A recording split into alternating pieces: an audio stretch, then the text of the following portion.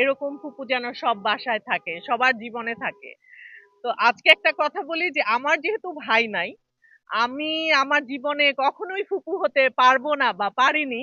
সেই ফুপুটা রাজ আমাকে জাতীয় ফুপু বানিয়ে দিয়েছে। মানে এটা আসলে অনেক অনেক বড় ব্যাপার।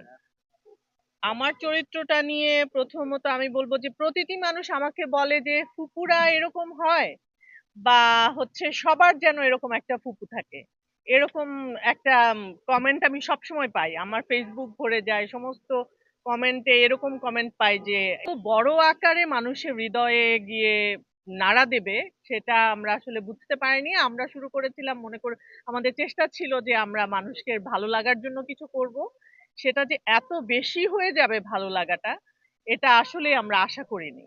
এটার জন্য আমি বলবো যে সবার আগে তো রাজের সবচেয়ে বড় কৃতিত্ব, রাজের কৃতিত্ব। রাজ এভাবে চিন্তা করেছে, এবং আমাদের দর্শকদের কাছে আমি অনেক অনেক কৃতজ্ঞ যে আপনারা আমাদেরকে এই জায়গায় আপনারা স্থান দিয়েছেন।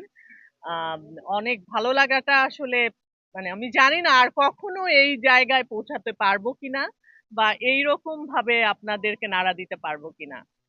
দোয়া করবেন সবাই।